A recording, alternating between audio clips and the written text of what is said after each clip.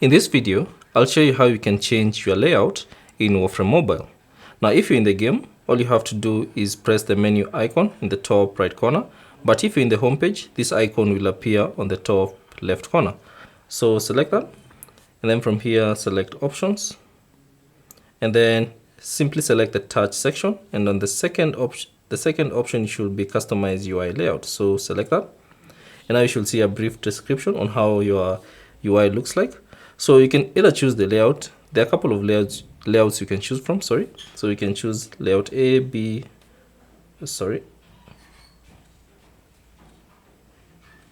you can choose layout A, E, D, C, B, and any other layout that will be there.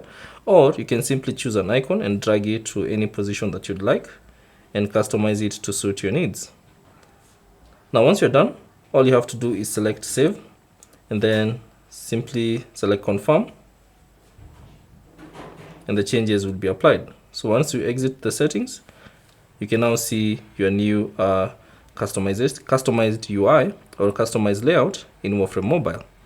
Thanks for watching, and I'll see you on the next one.